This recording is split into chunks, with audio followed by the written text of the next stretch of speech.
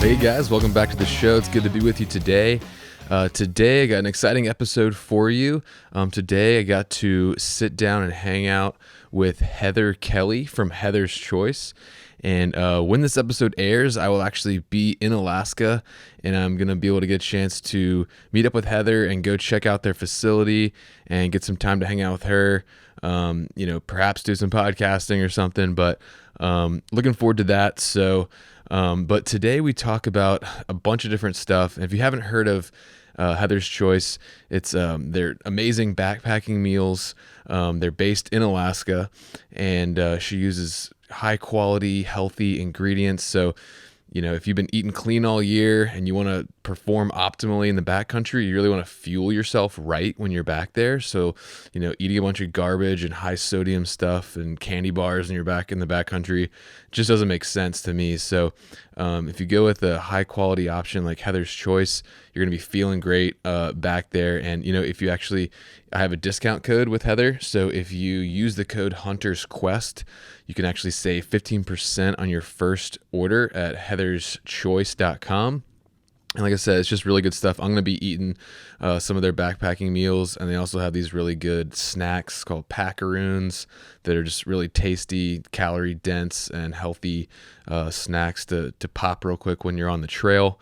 Check them out. And so Heather is just an awesome person. She's, like I said, an entrepreneur, an outdoors woman, and we have a really cool conversation. She's actually become a really good friend over the last couple weeks as I've gotten to know her a little bit better and stuff.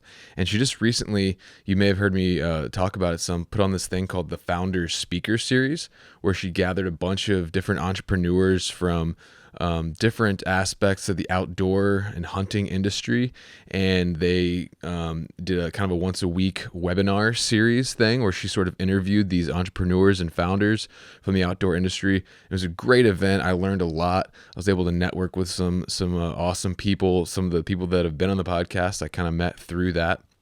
So I know she's going to be doing more business development type stuff like that in the future. And that's one of the really cool things about Heather is she's really big into inspiring others and giving away a lot of the knowledge that she's acquired through starting her own business. So be on the lookout for upcoming events and web series and like stuff like that from Heather. They're definitely valuable and worth it. She's learned a ton about being an entrepreneur and especially in the outdoor industry.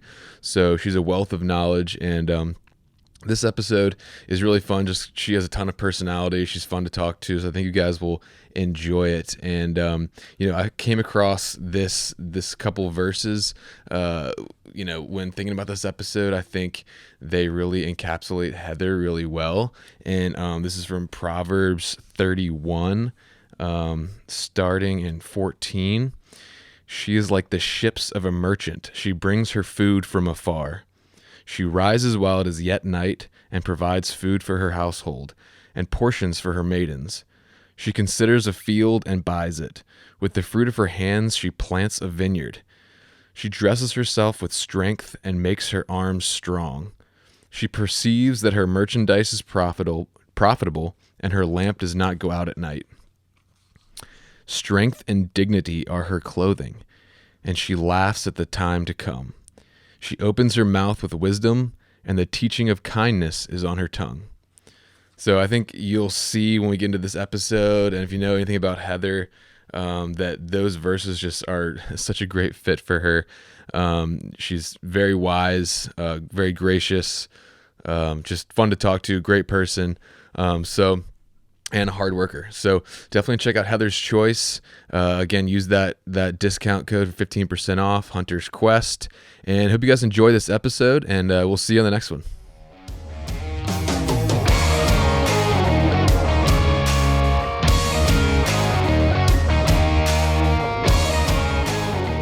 right, guys, welcome to the show. I'm here with my guest today, Heather Kelly from Heather's Choice. What's up, Heather? How you doing? I'm doing great. Just living the Alaskan dream right now.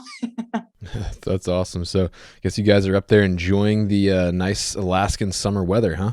Yep, it's time to clean out the freezer and get ready for all of the fishing and harvesting that we're going to do this summer. So, yeah, summer in Alaska is always like, that's why we live here. Like, this is the time of year to be up here, and it kind of makes up for the cold, dark winters. So, yeah, it is flipping go time in my world. Yeah. Yeah. And you were talking about you're doing a caribou hunt this fall, is that right? Yeah, we're looking at August. We're going to head up towards Fairbanks and go with a group of people. And, I've hunted, but I haven't harvested that many animals myself. Yeah. So I need to keep trying. I'm still very much on the novice side of things. Yeah. Well, it's a journey. Yeah, we were just talking about offline. I was up there last August, and I'll be up there again in August. And yeah, it's so magical up there. I'm going to try to get up there every year I can. Yep, do it. There's so many opportunities. It's kind of mind boggling. Yeah, I'd like to try to actually I scheduled an extra day in Anchorage before I fly into Kodiak. So, because there's another guy up there that I want to rendezvous with, and I'm hoping to get some time to come by and see your place. Yeah, you'll come and see it because it's literally, I think we're within 2 miles of the airport. Okay, so cool. we'll come scoop you up and put a hairnet on you and put you to work. That'd be awesome. Yeah. Yeah, I scheduled an extra day in there so I could. Have you heard of this guy called Scott Luber before? Yeah. You know him?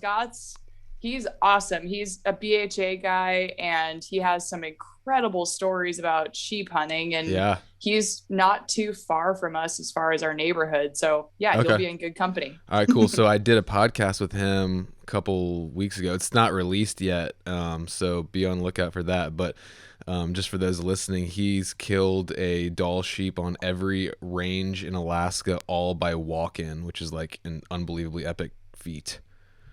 And he So has like 25 kids and on top yeah, of the whole thing. which is another amazing feat. Yeah, um, that's awesome. Well, yeah, I've been excited to talk to you because we've had some interactions, on social media, and also you're doing your founder speaker series, which I'm a part of, which is really cool. I want to talk about that a little bit, but I haven't really got a chance to actually talk to you much, so it's good to catch up. Yeah, absolutely. Thanks for making the time and for the invite. It's really funny. Like, the businesses that I mentor, a lot of them have just asked me, like, what's been the most effective form of marketing for your business? And I'm like, hands down, podcasting. But then it's like, well, how do you get on the podcast? And it's like this big mysterious thing. And for whatever reason, like, I just think I've done enough interviews now Yeah. that like inquiries start to flow in at like a healthy trickle. And it is by far the easiest way for people to get to know you, Yeah. to like understand your story, and to just really kind of understand the why behind your business. And I feel like it is just the most effective form of marketing if you have a brand. Yeah, that and I you're can one of the think cool of. kids, so Oh yeah, super cool. no, The cool but kid who can't wake up before 8 a.m. It's like 8:30 here, and I'm I still like know. rubbing the sleep out of my eyes. No, thanks for getting up early. Like, we are the furthest apart you can basically be and still be in America. So I'm all the way on the East Coast. So I'm like literally Yeah. 30 minutes from the Atlantic Ocean. Oh my gosh, it's Yeah. freaking crazy. So anyway, yeah, tell me what you've been up to lately, just besides smoking fish and planning your caribou hunt. Yeah, what have I been up to? So this year, I've started the year off with a 30-day Grand Canyon trip in February. So that was Nice. kind of like my awesome start to the It was a year. rafting trip. Yeah, we Nice. did 280 some odd miles in 30 days. So we're going real slow. That's cool though. But yeah, I try to get away for like a river trip each year. And then now being back in Alaska, so what, March, April, now into May, it's basically been 3 months of just full on business. Mm. We at Heather's Choice have a really great team right now. And part of the reason why we have a great team is because we've spent a lot of time with them going through our entire business budget. We have quarterly meetings where we outline really clear objectives for every team member. And by going through that budget at the beginning of the year and showing everybody what our revenue channels are, where all of our expenses are going, how much money we're going to make at the end of the year if we follow our plan, it's just created this dynamic where we have a group of people who are really bought into the vision, I think, and are just really committed to sticking with the plan and doing a good job. And I think with that, it just like, I have a lot of responsibility to be the leader and to continue to make sure that everybody has what they need. And a really big part of that for me is like constantly looking 500 yards downstream to make sure that I'm not going to run out of cash, or we have what we need to keep operating. Our like big relationships are still doing good. We're taking care of our vendors, and I should know like what's the next step. Yeah. And so to like what I'm up to these days, it's really a lot of strategic planning of where are we going? How are we going to get there? Who do I want on the bus? How much capital is it going to take? And it kind of makes my brain hurt sometimes because I'm always learning new things. But yeah, with my business, Heather's Choice, I hope we're about to take a really, really, really big step, like a little too big for our britches step. And those are the best kind. I know, just like get this freaking show on the road. Like business is good and it could be 10 times better. So how do we put ourselves in position to take advantage of that opportunity? Nice. Are you more of a detail person, or do you like that kind of big picture stuff more?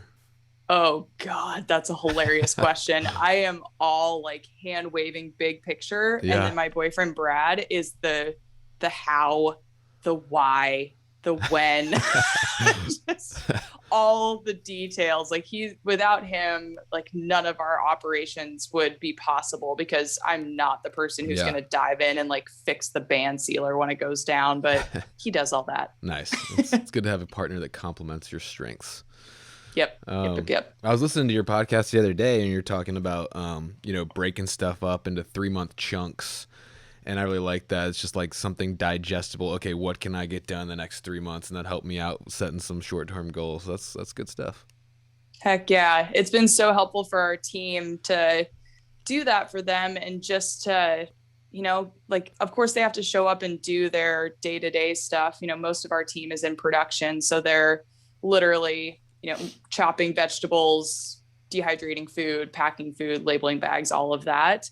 But then to also give them like 3 really tangible projects that they can work on over those 3 months. Like you definitely see the kids who are obviously straight A students, who show up with like their little binder and their report, and it's like, okay, so here's what I did in the last 3 months. And it's really cute. That's funny. So I do want to give people a little bit of context. There's a lot of stuff I want to jump into, but just briefly, what's kind of your story? What's the story behind Heather's Choice? Just so people know who maybe haven't heard of it or don't know what we're talking about. Totally. So I was born and raised here in Alaska. I left for college, left to pursue my raft guiding career for a while. And really, as I started to get into more and more river trips, I realized that there wasn't necessarily the quality of food that I wanted to be taking with me, specifically pack rafting. And I have a degree in sports nutrition and a professional certification in eating psychology. So like food is my thing. Yeah. And just realizing going to the store and trying to buy anything that was gluten-free, anything dairy-free, grain-free, whatever I was looking for, something without a bunch of preservatives and refined sugars. Like it just didn't exist 7 years ago, 7, 8, 9, 10 years ago. So in 2014, after I'd probably spent the better part of 4 years just playing with a little home dehydrator, I actually had a buddy of mine who saw my excitement and enthusiasm for dehydrated food. And I was literally just like making this stuff and giving it away to people because I was just so excited. And this buddy of mine was just like, what is it going to take for you to turn this into a business? He saw my enthusiasm. He saw that the product was good, even though it was in like these little Mylar bags that I'd bought off of Amazon with handwritten labels and a metric ton of packing tape. Like I didn't even have a label printer at that time. And so this buddy of mine basically helped me get set up. And this was the summer of 2014. And I basically just started dehydrating and selling food through a Shopify website. And that was almost 7 years ago. And my gosh, are things different now. Yeah. So we now have our own dedicated production facility that employs about 10 people here in Anchorage. It was a really bumpy road to get to this point, but flash forward to now, we have just add hot water meals in a bag. So we do breakfast and dinners. We also have packaroons, which are a coconut macaroon for your backpack. And that gives us about 18 SKUs that we make all ourselves in-house and then distribute all across the country. So again, we have an e-commerce site. We work with big retail partners like REI and Sportsman's Warehouse. We have about 100 independent retailers, and then we're also on GuideFitter and Amazon. So we've created this fairly robust business, and we get to do everything from right here in Alaska, which is highly unconventional. But that's really kind of baked into our DNA, is like, we're just kind of scrappy and just get stuff done. Yeah. And that's awesome. And like you said, I love what you said about how you were so just passionate about it. You're just like giving stuff away at first and stuff. And like, I feel like that's how like really good businesses start, is like you're just doing it because you love it. It's not like, how can I make money today? You know what I mean? Totally. I mean, you've got to, because as we've been learning about in the founder speaker series, like it's hard to make a buck in the early days. Yeah. And you're constantly reinvesting back into your business to buy the next piece of equipment or get the next round of packaging or the next round of product. I mean, I think in a service-based business, it can be a different story and you can get up and running and start making some money fairly quickly. But especially with product businesses, so long as they are growing, you are going to be looking for additional capital. Yeah. And essentially that's kind of the spot I found myself in, is just always feeding this thing. And the drive and the passion and the will to keep going is bigger than me, right? Like this isn't about me making a buck. I could make way better money doing something else. It's a lot more of like, okay, I started this, and winners don't quit and quitters never win. Like I'm just hell bent on taking it as far as I possibly can, knowing that I have a high, like small businesses have a high rate of failure. So like the odds are stacked against us, but the potential positive outcomes that we're already getting with our customers and our employees and all of our retail partners and all of that, like all of that is creating good. And then for this business to succeed, we'll create more good in the world of people having good quality food when they go on trips, or to help bolster the outdoor economy here in Alaska to create really good jobs. Like, it's really those things that now keep me going, is realizing that this is much bigger than Heather and her little dehydrator. Yeah. And real quick, you can let that thing go if you don't want to hold it. Oh, I will hold it because otherwise it'll rub on this zipper, and you'll hear hear this like scratching, and it'll drive you nuts. Yeah. Okay, good. Well, yeah, I love that passion, and like I feel like, well, I've been reading too. Robbie in the speaker series mentioned a book called The Dip. I don't know if you read it, but I got it on Audible. It's a quick little book. And it talks about that, how, at first you have this like, oh, yay, new thing, building. And then there's like that of just like, you got to just grind through. And like most people quit in that grind through phase, which can be in anything with fitness or like a business or a new hobby. And it's the people who like just decide like, I'm not going to quit in that dip, that make it out on the other side. And so like, if you're not passionate about it, you're not going to be able to like stick it out when it gets crappy in the middle, basically. Yeah, absolutely. And I think that we saw that with COVID, that there was probably a lot of people who just really decided, like, I'm not passionate enough about this to like really stick it out through things getting super hard.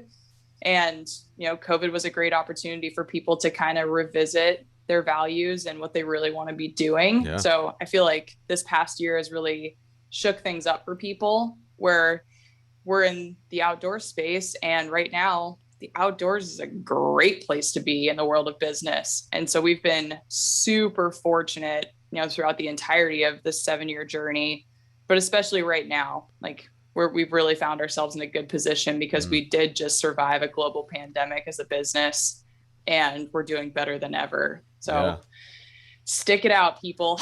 Yeah, for sure. And like one thing like that I really admire about you is like you're passionate about like business in general and like kind of entrepreneurship and helping others like to get there, which is I think one of the things that sparked this founder speaker series, which I've already learned so much through. But and I feel like I can't quite put my finger on it, but like there's some sort of interplay between like outdoor adventure-y type people and like entrepreneurship. Do you get that? I think so. I know for a fact, like one of my business mentors, Dan, what we've always talked about is college athletes make some of the best employees. And so I don't know if that kind of bleeds over to people who have had a background in athletics. Like, I don't know what your athletic background is, but for me, it was, growing up as kind of a snowboard brat and rock climber to then I rode crew for 4 years at a high level, won our third, fourth, fifth, and sixth national championship. And like, that was freaking hard. Yeah. And then from there, I dove into the world of CrossFit. And now like I'm more of a recreationalist, but just even that experience of high level athletics, I feel like it's just sort of this like type A experience that you get into the world of entrepreneurship and you're like, oh, this is my arena. Things are really hard. I have to be super mentally tough. And like, there's a little bit of competition and like, it just spins your wheels the right way. So I'm right there with you that I think there is some sort of interplay between athletics or, being an outdoors man or woman and running your own business and kind of taking that risk and having this sense of adventure with your everyday. Yeah, totally. And it's been a journey for me because, and I've talked about this a lot on the podcast, kind of the hunting culture that I sort of grew up in is like Southeastern deer hunting, spending most of your time sitting basically. And the most exercise you do is like 300-yard walk from the truck and climb up a tree stand. So like when I discovered mountain hunting and backcountry hunting, it's like this whole new world. Like, so like if you told me 2 years ago I'd be doing a hunting podcast talking about nutrition, I'd be like, what? You know what I mean? But it's just amazing. It's freaking awesome. I'm glad you're doing it too, because nutrition is such I think an overlooked piece of the puzzle in our whole journey. And I will tell you that, again, for me growing up, I was gifted with a mom who fed us like smoked salmon and peas and potatoes. And like, I just ate really healthy growing up, and that was my reality. Then going to college and eating skim milk and cereal and donuts and like whatever else was in the dining hall, I was so freaking sick with autoimmune conditions. I looked like a leper. I was just covered in psoriasis and I had no idea why. And it was really food that allowed me to kind of get in touch with healing my gut and like naturally healing this autoimmune condition that I had. All of a sudden I performed better. Like I leaned out in college because I was exercising 30 hours a week, but also eating really good. And so then it was really interesting to leave the world of athletics to go to the world of CrossFit, where everybody talks about food, but it's more from a perspective of like, how ripped can I be? Right. Like, what's going to get me 6-pack abs? And then to bring all of this nutrition knowledge to the world of backcountry pursuits, it was like, wow, these people are 15 years behind. you Yeah. know, like they're not talking about macronutrient balancing, or they're not even considering leaky gut, or really there's just no awareness of, and this isn't fair to say, but like there is a limited awareness of the power of good quality nutrition and how that affects you on a systemic level, Yeah. rather than just thinking about getting in enough calories to get the job done, if that Yeah. makes sense. No, totally. I mean, I like nutrition was never on my radar. And of course, 2.5 years ago, I was 250 pounds, which I'm 175 now, and just felt like garbage, had no energy, and then kind of through this journey into backcountry hunting and this Alaska trip, like I've kind of become like a nutrition nerd and kind of like really into it. So it's like, and I just feel like so much better. And it's just like Mm-hmm. I think so many people can benefit from this conversation, this in the hunting community.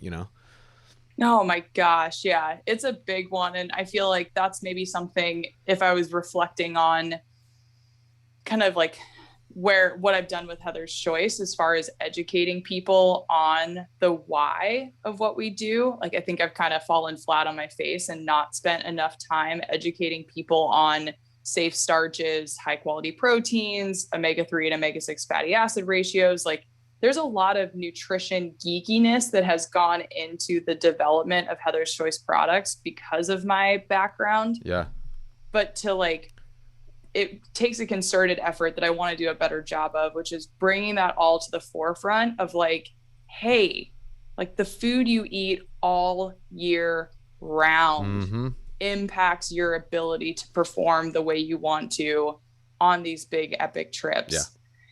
And again, I just feel like, especially in the athletic community in general, there's still such an emphasis on a bunch of carbohydrates that are easily digestible and maybe some protein here and there and low fat. And I'm like, yeah, no. Yeah.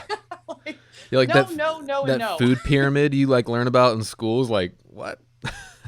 Totally, Yeah. totally, totally. And I think that even if you were to get people, and maybe you can share this experience of your journey, I don't know if you did this, but if you can get people to eat enough flippin' protein at every meal, they will feel so much better. Yeah. Yeah. And it's actually Just like that one change. it can be hard to even hit that like macro goal of protein. Like you got to get creative. I'm like, how can I cram some more protein in me? But Totally. it's such a game changer because I mean, I started doing CrossFit for about a year and didn't really see any in terms of weight loss results. I was getting stronger and stuff. But when I started tracking what I was eating and really being like aware of that, they just shed off. I lost like 35 pounds in a couple months. Totally. Which is freaking incredible, by the way. Like, I can't imagine you 75 pounds Oh, dude, heavier. I'll show you a gross picture if you want. Yeah. And like, especially if you're going to be in the mountains, I mean, you got to be on the top of your game, like performing optimally on every level, or you're just not going to have the best experience. Which, I guess, if I can ask you a question, this is kind of similar, I think, to the dip. No way. Yeah. What a freaking difference. I'm showing her a picture right now. It's disgusting. No, Maybe it's I'll freaking post impressive. You Yeah. should post that shit. That's awesome. I've been waiting for the right time to post that. Maybe this is it. This is it. Because I wonder if it's similar to the book that you talked about of, in the beginning, weight's just coming off of you and you're like, woohoo, like I'm a rock star. But then when you want to get to that level of 6 to 10% leanness, I imagine there was a dip there where you're like, oh, I got to try harder at this. Yeah. Like, it's not just flying off of me. So again, I don't know if that was your experience, No, totally. but I imagine. Totally. The dip is definitely there, for sure. So with that being said, what's your kind of day-to-day like in terms of fitness routine or nutrition, that kind of stuff, in a nutshell? Oh, that's a great question. Well, on the days when I'm being just a freaking boss and so before I dive into that, I will just say that for anybody listening, I think it's really important to look at like, what are your maybe 3 things, right? Like business, relationship, home life. Like those are potentially my top 3 right now, where historically maybe it would have been health and fitness, adventure, and making money, like whatever it was. Yeah. And so right now I'm just prefacing all of this because I have days where I, have water, coffee, and then it gets to be noon and I realize I haven't eaten anything and I'm just like, super hangry. I will always though, like my meals are always balanced of some sort of animal protein, whatever that might be, vegetables, good quality fats. Right now, I definitely find myself reaching for more dense carbohydrates, whether it's potatoes or sweet potatoes or rice or gluten-free bread, whatever, where in years past, oh my gosh. Yeah. So like good. So freaking good. In years past, I wouldn't have touched a grain to save my life because I was hardcore paleo. Right. On the days when I feel my best, Brad and I will have, again, balanced meals of eggs and ham and spinach and gluten-free English muffins. And like, it's a real legit meal, and then repeat for lunch and dinner. We are so fortunate living in Alaska that, again, last night we had halibut and rockfish. The night before we had moose burgers. Like we're just super fortunate in that department. And it's also interesting with my boyfriend, Brad, who's, thin as can be. And it was just like born with a 6-pack. Like for me to like get him enough food for every day, like that focus again on protein and good quality fats is critical, because someone like him can incinerate carbohydrates, but then he feels awful. So I feel like that dedication to balanced meals of protein, good quality animal proteins, healthy fats, and dense carbohydrates from fruits, vegetables, and some gluten-free options, that sort of keeps both of us operating in the world and keeps us from, getting hangry and getting snippy at each other, because you don't need that. Totally. So yeah, I think right now my nutrition plan is, it feels almost lackadaisical, but there's kind of a foundation there that I don't really stray from. Sure. And then from a fitness standpoint, my gosh, again, on a good week, I'm going to the gym 5 days a week and just focusing on lifting weights, because especially as women, like you lose muscle mass so quickly as you get into your 30s, 40s, 50s, and 60s, that you have to be really, really focused on that. On a week when, I'm not making the time for fitness, I'm probably walking the dog. Hey. The extent of it. Gotta move at least. But yeah, I love what you said about like clearly defining your goals, because like if like, okay, I need to cut like serious fat, that's gonna look very different from, how I eat now, which is very healthy and I focus on whole foods and stuff like that. But I'm not like super worried about every calorie and, that kind of thing. So. Yeah. And I think if you're going to do, that's where, I don't know, some people are superhuman and they can do all the things at once. I personally cannot. I can't. And I think about this often, like if I'm at work at the Heather's Choice kitchen and I need to stay late for whatever reason, it's really easy for me to say, this is my priority. Like building this business is my priority. I'm going to stay late and skip the gym and not give myself a really hard time about it, because I'm intentional that this is the priority in this season of my life, right, rather than beating myself up and being like, oh gosh, you worked till 8, but you still could have gone to the gym. And it's like, nope, that's not the priority right now in this season. And someday it could be, but I just think that's kind of an important point for the listeners to just get really intentional about what the priority is in this season of your life, and then cut yourself some freaking slack, because I don't believe that we can operate at 100% in every area of our life. And, if you get to a place where you have a baseline of fitness, whereas you may need to be super disciplined about going to the gym like every day or 5 days a week or whatever, when it's like, okay, time to cut. When you have a baseline of fitness, you can give yourself a little more slack. So that's kind of speaks to living in a way that you're always kind of on some level ready, you know? Yeah, absolutely. Which comes back to eating good, healthy food all year round. Yeah. And again, I really try to not preach the nutrition stuff because, it's kind of a sensitive subject for people, right? Yeah. Like, you don't want to get all up in somebody's business about what they eat. But I will say that someone dedicating the time to read a book like The Primal Blueprint or Wired to Eat by Rob Wolf, or just a few of those guys, like, it will change your life if you actually try some of that stuff on for size. And like, if you start, I mean, like the first week or weeks might be really hard, like not eating bread or whatever, or like not eating a bunch of sugar. But like, you will get to a point where your body establishes a new baseline and like, you don't really miss that stuff, which is amazing. Yeah. I'm blown away by you and your experience, because I feel like I've been between 140 and 165, and that's like a wide range. I've probably been between like 158 and 163 for like 7 years. So I can't imagine your 75-pound swing. That's like outside of my reality of, I can't imagine. It was intense. The whole 75-pound swing it was a 2-year process. So I went from like 250 down to like 200 in like 8 months or a year. And then I like kind of gained back to like 215. And then I booked this Alaska trip and I was like, all right, let's go. And then I went down to 175. So, but anyway, it was a process, and it's not something that, overnight happens at all. I'm definitely feel much better now and more confident and everything. Was the motivation strictly hunting, or was it just like, I'm tired of feeling tired? Yeah, I mean, first motivation was like, I can feel the fat rolls on my back when I'm driving in my car, and like I'm embarrassed to take my shirt off in front of my own wife. And I'm just like, feel like a slob, literally.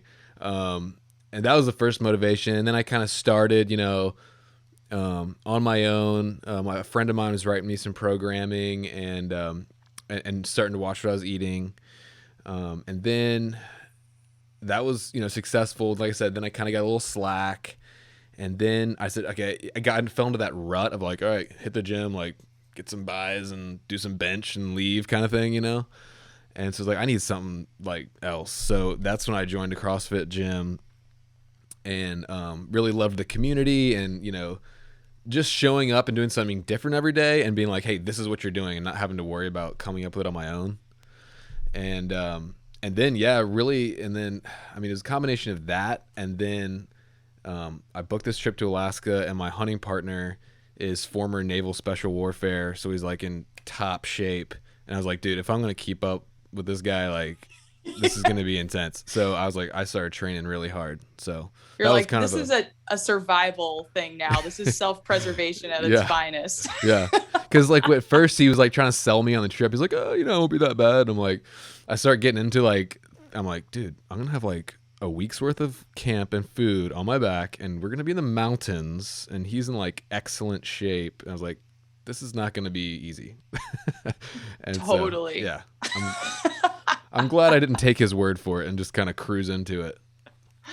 Oh my gosh. I think it's awesome. And again, I think that for a lot of people, it's maybe hard to find that true, authentic motivation, kind of like we talked about with business, of just having a passion for something that's so strong that you just can't not do it.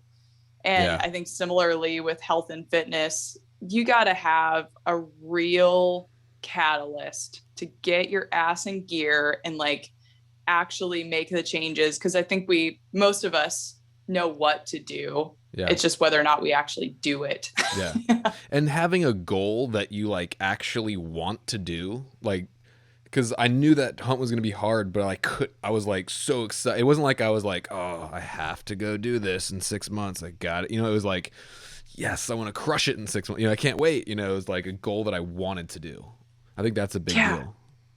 Which I don't know if I can ask you this, and sorry, I'm asking you all the questions, but no, I wonder, because you have a really strong faith, and just backing up a second, I believe in my experience, when I have that excitement and that enthusiasm for something, it almost feels divinely guided. Oh, totally. It almost feels like I'm being like laser beamed toward it and nothing's going to get in my way. Yeah. Like that's how I feel about this next step with Heather's Choice of it's a really big leap into a much larger production facility and it's going to be infinitely expensive. And I have no idea how it's going to happen, but in my mind, it's crystal clear that this is coming into my reality and this is what's going to happen. And it's this or something better. Yeah. And I just wonder for you, what your experience is from kind of a faith-based perspective. Yeah. Do you find yourself feel like actually literally feeling drawn to something of like, wow, I went through this health and fitness journey and now on the other side of it, I have this gift I can give back to the world. And that's why this all happened.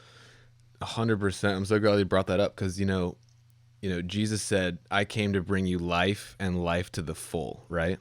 And so a lot of people think that like faith or Christianity or whatever is like, oh, and I can't do anything fun anymore or whatever. But, and like I even in my own faith journey, because of the kind of the faith I grew up in, I somehow subconsciously got to this place where I believed that if there was something I wanted to do, it automatically was not from God. Like, because this theology of, oh, I'm a sinner, I'm this, I'm bad, blah, blah, was so beat into me that like, and I didn't even realize I had this in my brain, but I got to the point where I was literally like, oh, if I want to do it, probably it's God doesn't want me to do it because I want to do it, right? But that is so wrong. Like God is a loving Father and he wants us to live in our purpose. He wants us to have full, enjoyable, awesome lives.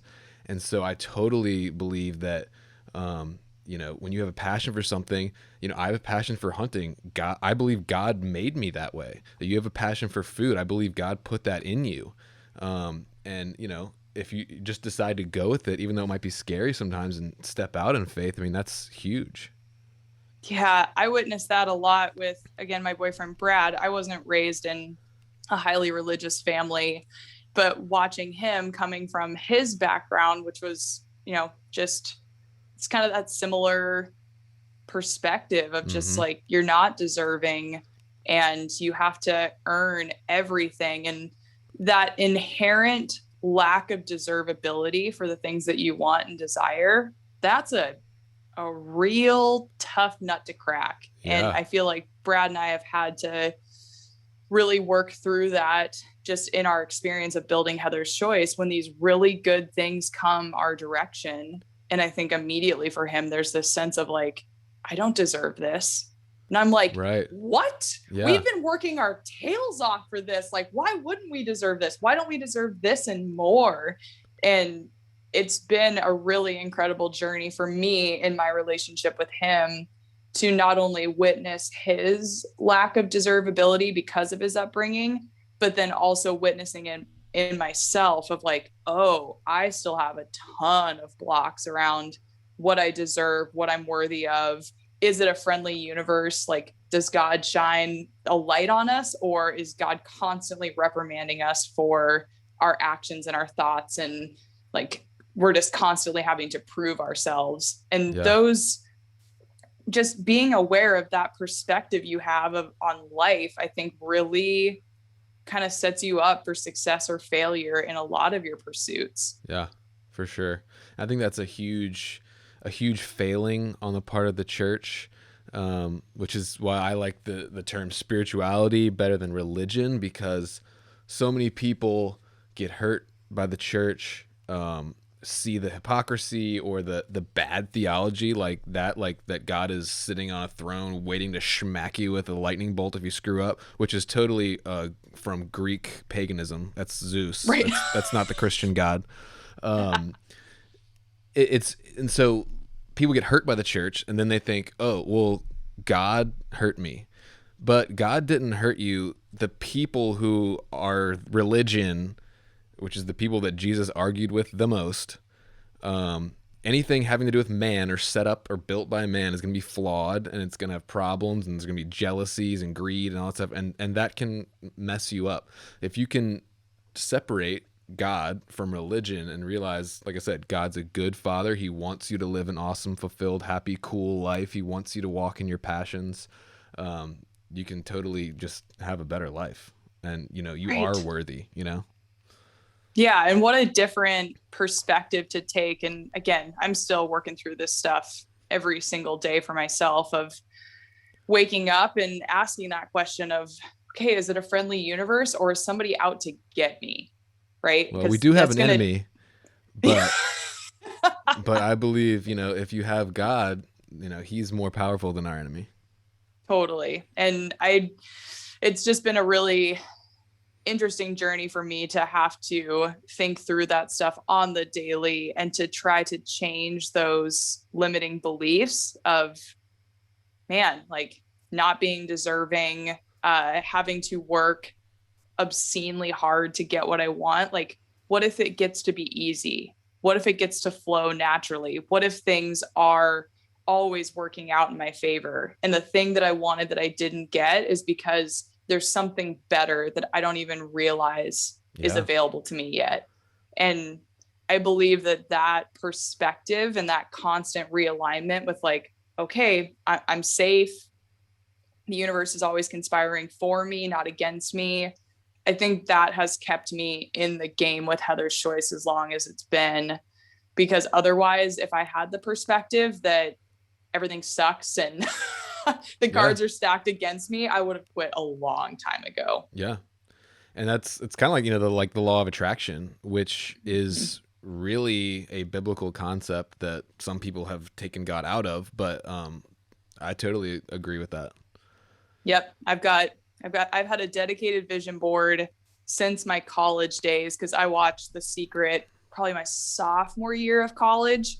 And I had a really hard year, just kind of went a little too nuts on my health and fitness journey and found myself pretty freaking sick Mm. and just knew like I wanted nothing more to be in that varsity 8 boat. And that was like my sole focus. My one priority in life was just make that top boat. And I remember watching The Secret, and then immediately afterward, the women's US varsity 8 won the Olympics. And I watched that race and just sobbed. Like it was so visceral for me how badly I wanted to attain that goal. And so I built my little vision board in my little teeny tiny apartment back in Bellingham. And it really represented what I was going for, which was making that varsity 8 boat. And so I think I gained 15 pounds that year and got my butt in that varsity 8 boat and freaking stayed there because I was 15 pounds of so muscle, clear. right? Yeah, probably both. But yeah, again, like, That's awesome. especially in a sport like crew, like you want to be as strong as humanly possible. Yeah. Same with CrossFit. You want to be just a freaking house of a person. Yeah. So yeah, that worked out well for me. But Nice. that law of attraction, whatever, like it gets such a bad rap. But for me, like that shit works. Yeah. Totally. Well, dude, I'm so glad that you brought that up because I did want to kind of segue a little bit because, people talk a lot about, and obviously recovery physically on one of these grueling backcountry trips is huge. And I think, Heather's Choice foods are designed to help you recover faster and better and keep from inflammation and all that stuff. But like, I know I've heard you talk a little bit about it. I just want to expand on it a little bit. Like how also like a meal, like a good meal in the backcountry is good for like your psyche. And like, I maybe would pose the question to you, like maybe even like spiritually, is it good for you? Totally. So I believe that yes, food has a profound impact, not only on our ability to build muscle and to sustain the muscle that we have, it also has a huge impact on our ability to recover. So something like proteins, the reason that they are essential is because if you're not taking them in, you're not actually putting new protein in the system. Your body has to break down its own proteins to sort of like recycle them to give you the amino acids you need in order to fully recover. And so that's where people get into a lot of trouble with dieting is they start to cut things like meat or eggs and things like that because they're trying to save on calories. But then their body is in this catabolic state because you're working out super hard, you're not eating enough, and your body is like, well, you know what's really expensive? Muscle. Muscle is like really calorically expensive. So let's break that stuff down, use that to fuel this whole system. But then people end up not recovering from their workouts and they're too freaking sore to go back, and they're not getting any more tone because they're not building any new muscle mass, and the whole system just breaks. So obviously I have strong feelings about nutrition being critical for our health and well-being.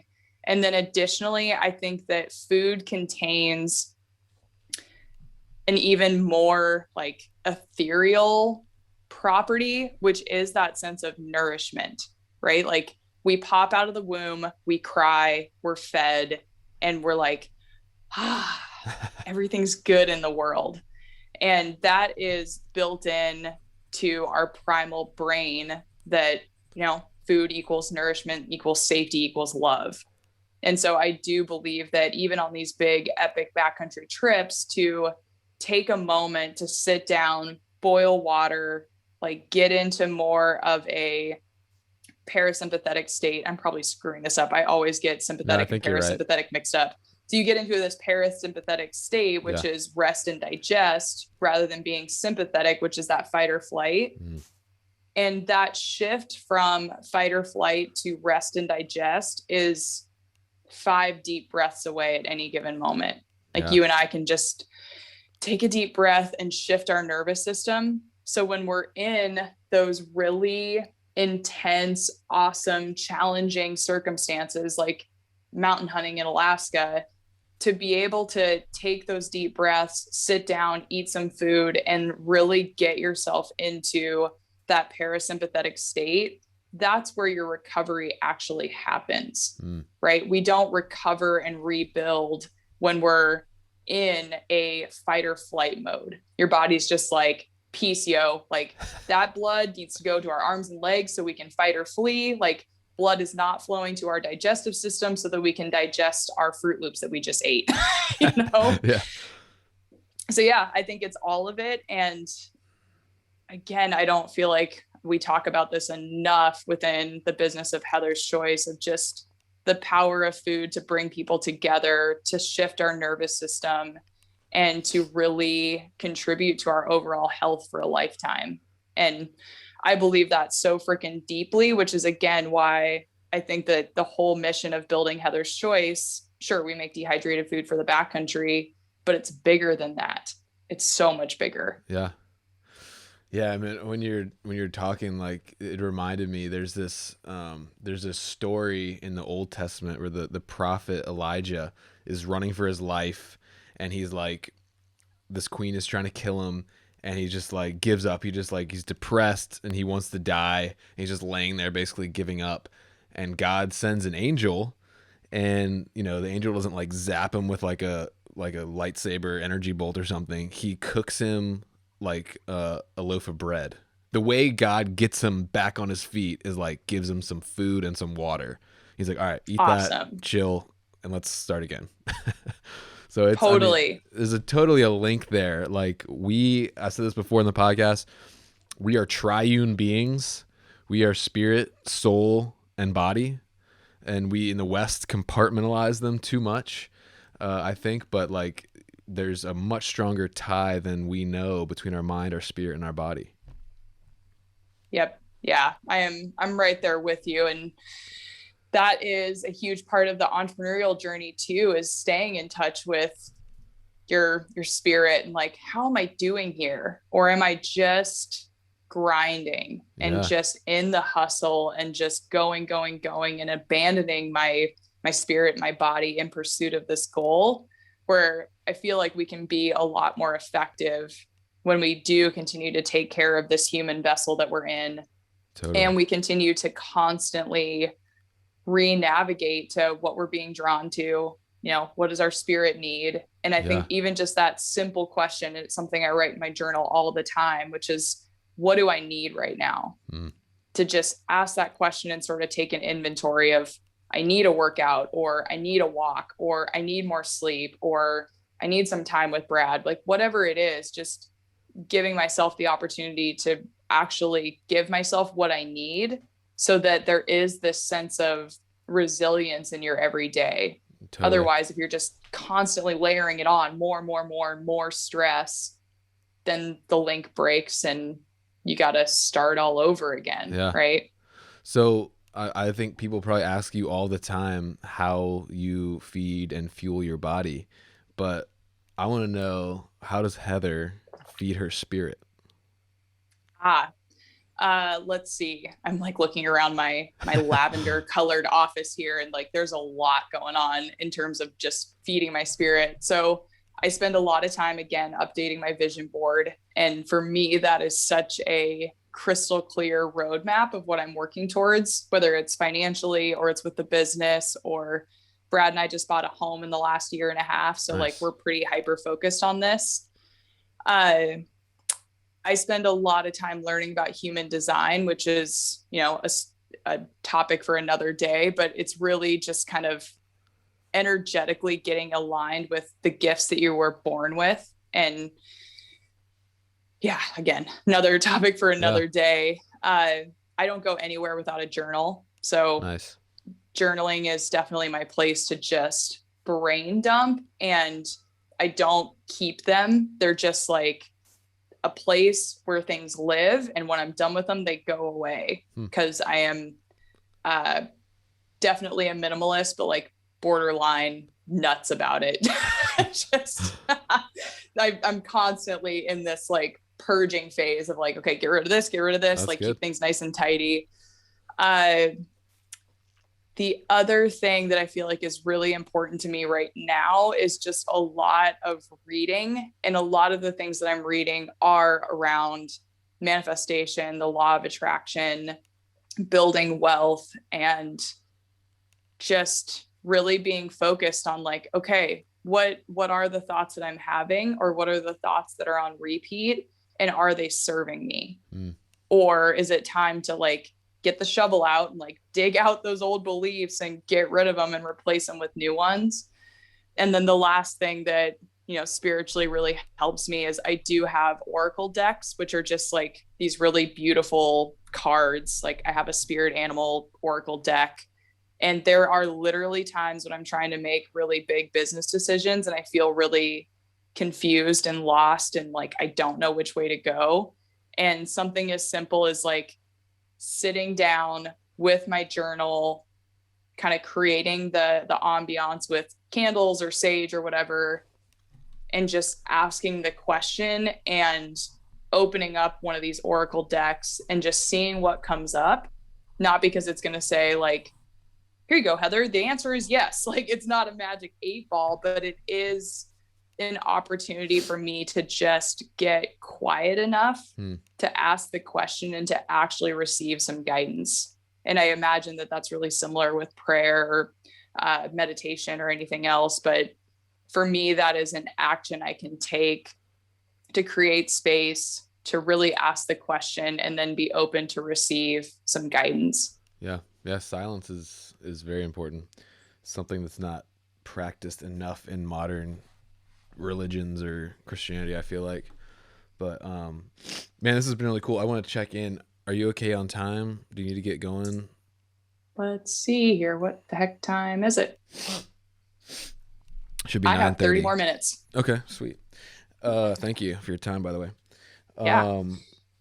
This has been really good. I'm just trying to think where I want to go here next. I got a bunch of stuff, but I got to prioritize here.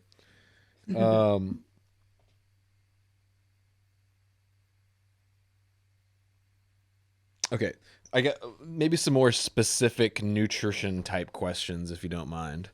I don't mind at all. Cool. So, first of all, just real quick, fat adaptation. What is it, and how do we get there? Ooh, so fun.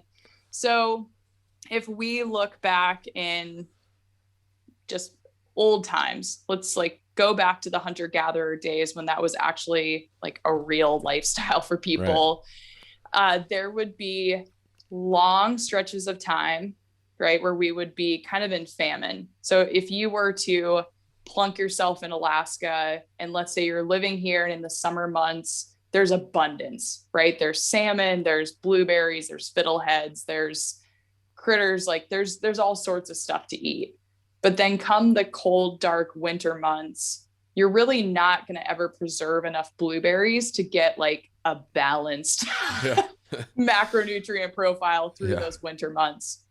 And so our hunter-gatherer ancestors, depending on where they were, across the equator, would have times when they were primarily fueled by their own fat stores or the fat that they were eating from animals. And again, that depends on where you are in the world, because if you flash over to Japan and the Okinawans that had like those really delicious dense sweet potatoes that were a big part of their diet, like they had more carbohydrates than, let's say, the far north of Alaska, right? And that's just, it is what it is. But the whole point of this is that our bodies naturally should be fat adapted. We should be able to operate off of our own fat stores.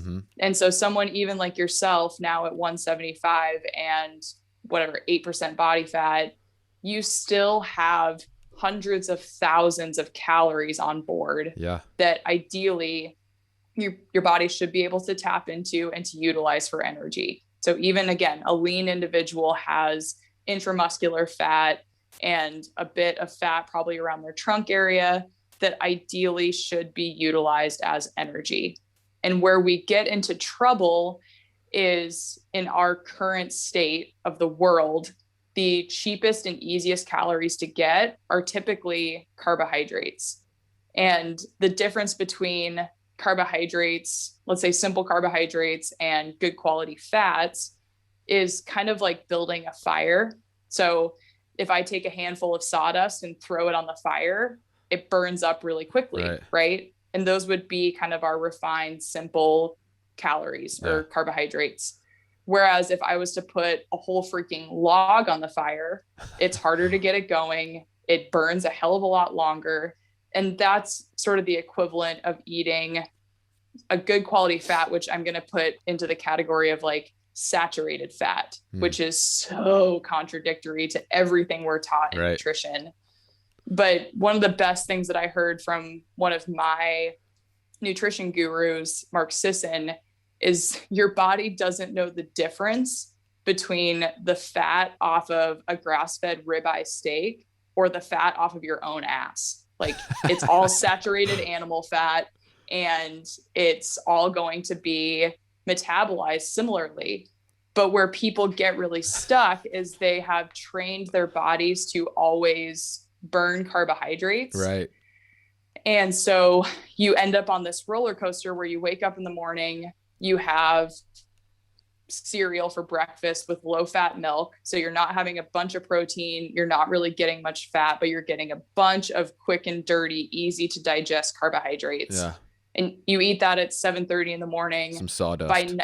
Some sawdust. And by 9:30, you're starting to kind of like scratch at your desk and you're like, I'm hungry. Like, what's going on here? And so we end up in that pattern of constantly having to feed the fire with sawdust or simple carbohydrates because we're not giving ourselves enough good quality protein or fat that takes longer to digest and to assimilate and also burns longer and slower. And so to your point of the fat adaptation, for a lot of us, we have to intentionally shift our diets in order to become fat adapted, which doesn't mean keto. It doesn't mean you only eat butter and heavy cream and all of that.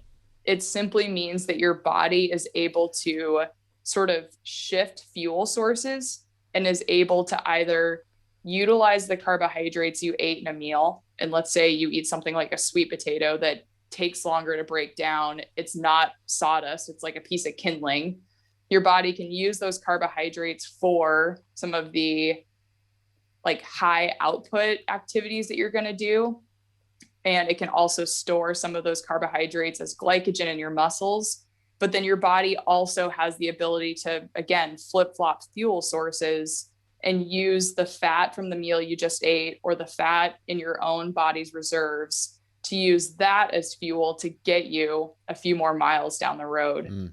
And so for me, the fat adaptation piece is maybe not all encompassing, because ideally our body should be adapted enough to use different fuel sources. Right. Like we don't want to break down proteins and use those as energy, because it's not a really efficient process, and proteins have a different job, which is rebuilding and repairing and kind of being our structure.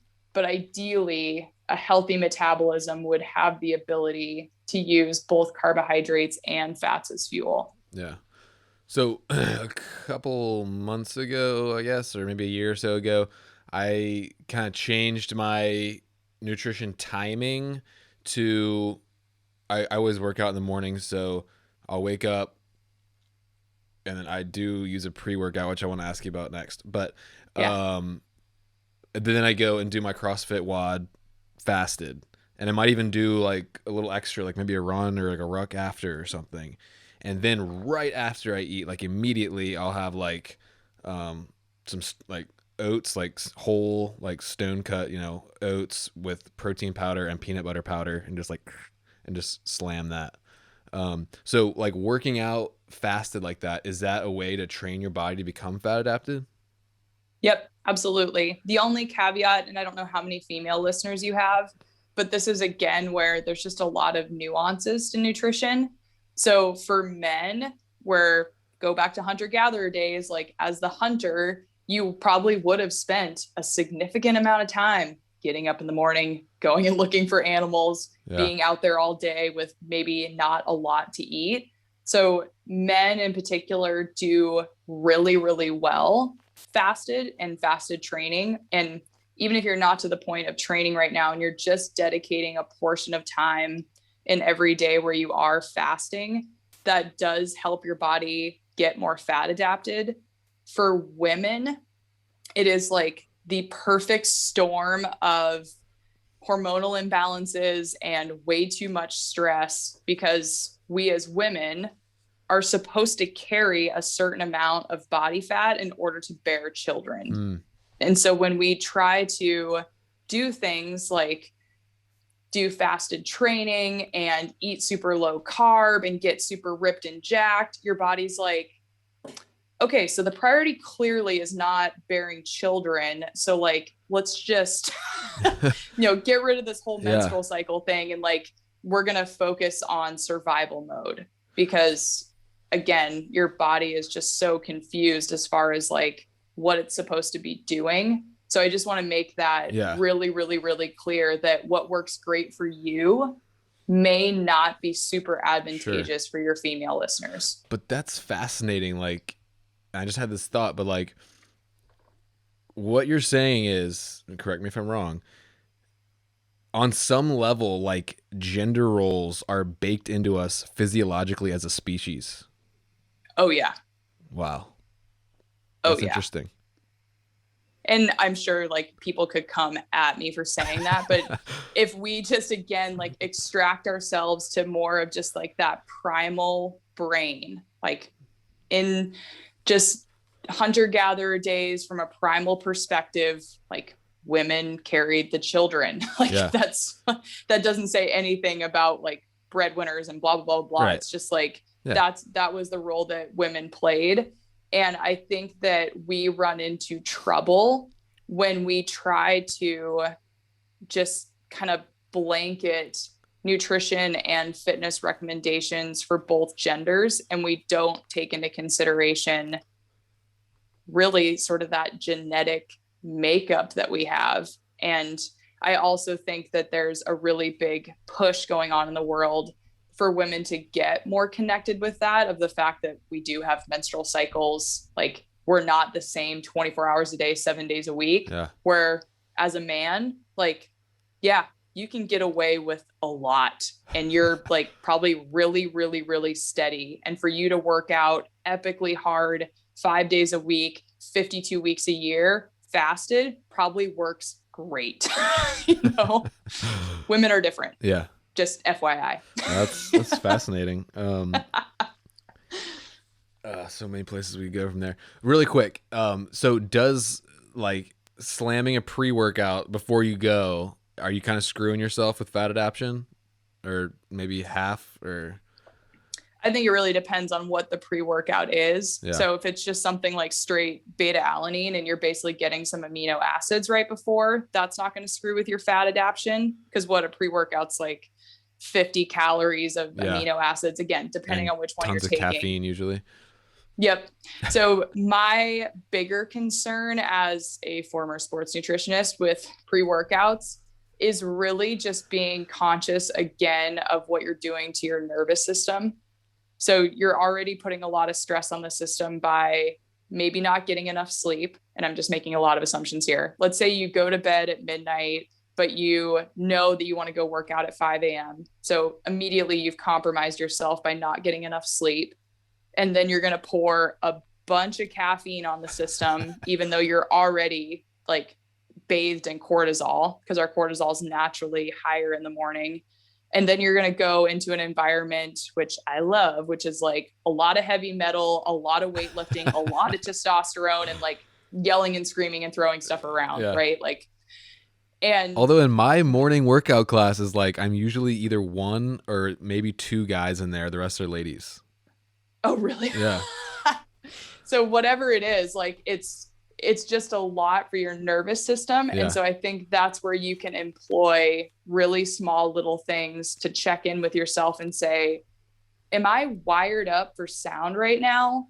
Or am I actually like pretty calm, pretty good? Like just that little check-in on your nervous system to make sure that you're not bathing yourself in so much cortisol that it's actually being counterproductive, because cortisol is inherently catabolic. Yeah. Okay. Another kind of nitty-gritty type question. So, I know you and Heather's Choice products use buckwheat in your breakfasts, and I just kind of got into the dehydrating game and like, and making some of my own backpacking breakfasts and stuff like that, which you're really cool about helping people get into. But most of my recipes start off with a base of oats, and I don't go with like the instant oats or the 1 minute. I go with like, like regular full old fashioned oats or whatever. Are those still pretty good in terms of glycemic index? In terms of like, are they closer to sawdust? Or are they like wood chips? Or are they like, pretty good logs? Totally. How do they rank? I would put them, I mean, we could go like look up the glycemic index, but I would put them in the category of like, kindling is like a good sized piece of kindling, because they are a complex carbohydrate, right? It's not just refined sugar. Yeah. And to your point, by having something even like rolled oats versus a smoothie of instant oats and protein powder, like it is going to take your body a little bit longer to process and assimilate that stuff. The reason that I have not yet used oats for Heather's Choice is because a lot of people do have issues with grains in general. And, whatever a lot is, like, that's not a scientific term. But when I started Heather's Choice in 2014, again, I was so intently on the paleo bandwagon that no grains, no beans, no legumes, like all that stuff was off the table. Where now in present day, my own nutrition strategy has shifted and evolved. Nutrition science as a whole has evolved and changed over the last 7 years. Yeah. And so I think for people to enjoy a bowl of steel cut or rolled oats or even instant oats, depending on the situation, overall, I think that that's fine. The question that I always have for people is really just, how does it settle on your stomach? Right? Like some people don't do well with oats. Some people don't do well with buckwheat. So like it's all personal preference. Yeah.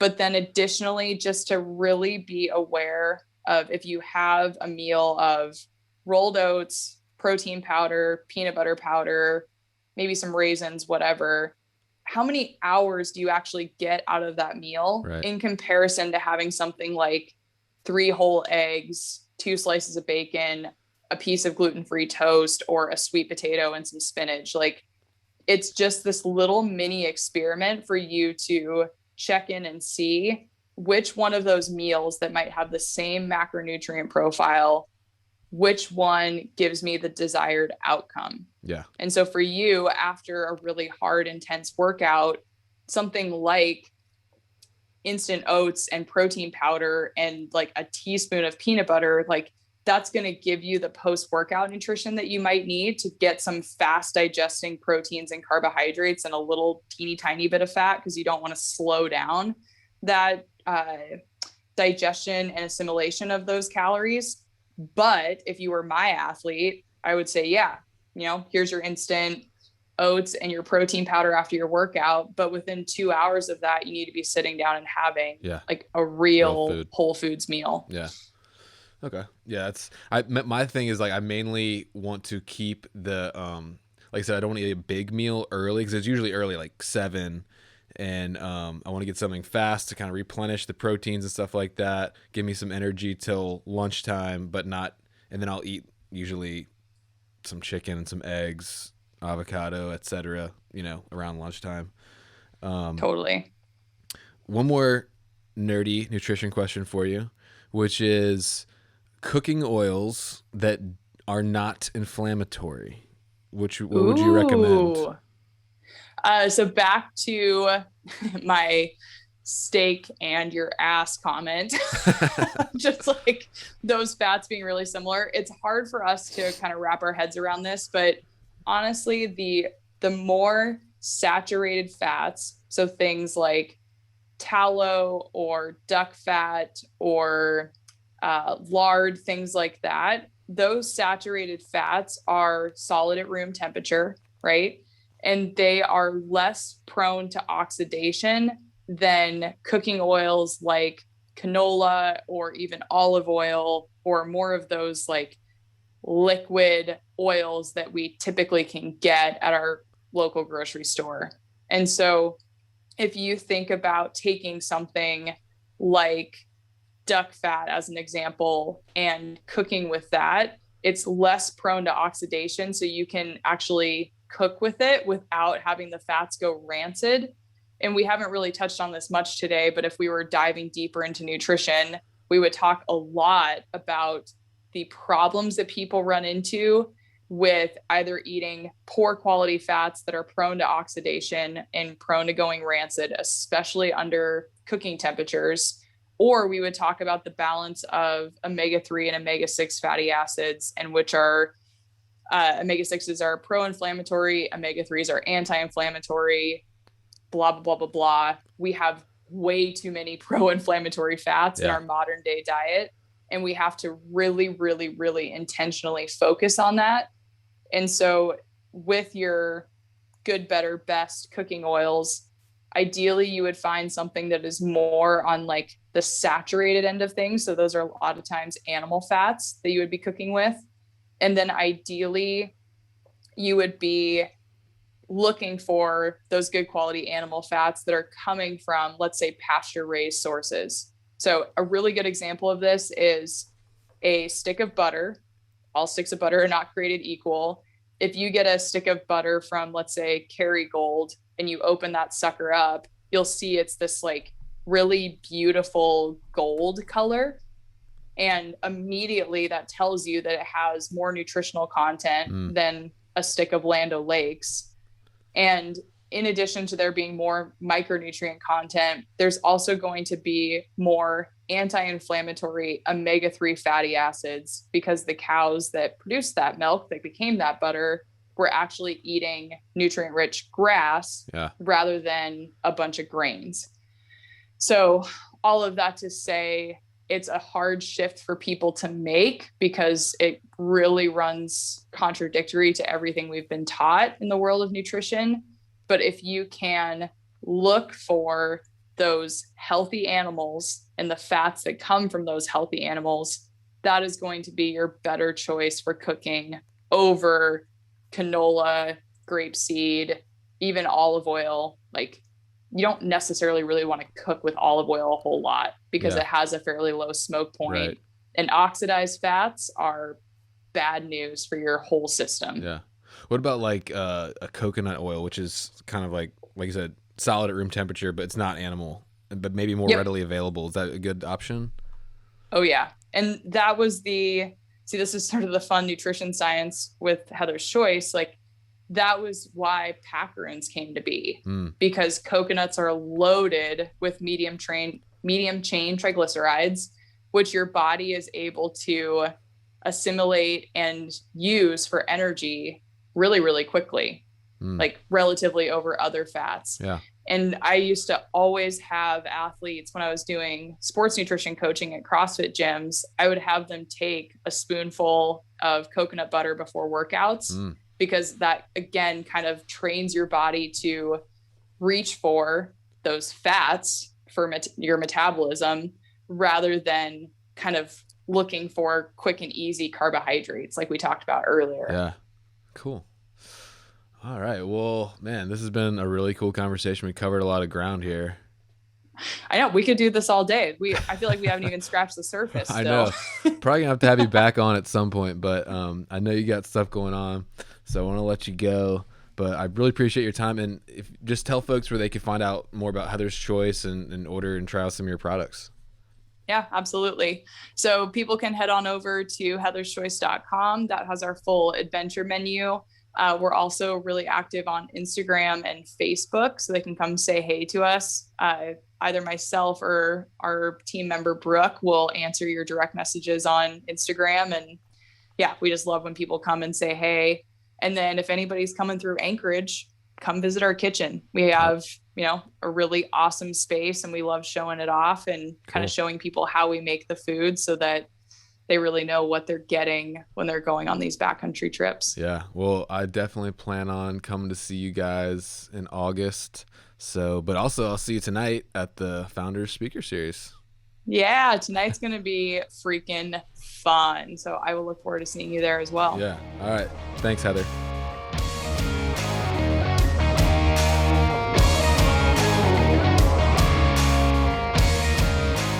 Thanks again for listening to the Hunter's Quest podcast, and make sure you stay up to date on social media at The Hunter's Quest on Instagram and The Hunter's Quest podcast on Facebook. And we'll have all kinds of photos and videos from my day-to-day, as well as stuff from the awesome guests we're having on here. As always, I'm more than happy to connect with you guys if you have questions about hunting or spiritual stuff or gear, fitness, whatever. Just drop me a line in my DMs, or you can email me at hunter@thisishuntersquest.com. If you like what you're hearing, please go ahead and hit the subscribe button and leave me a rating and a review. That's really helpful. And don't forget to share with your friends. So stay tuned. Lots of cool stuff in the works, and I'm really excited to continue this quest together.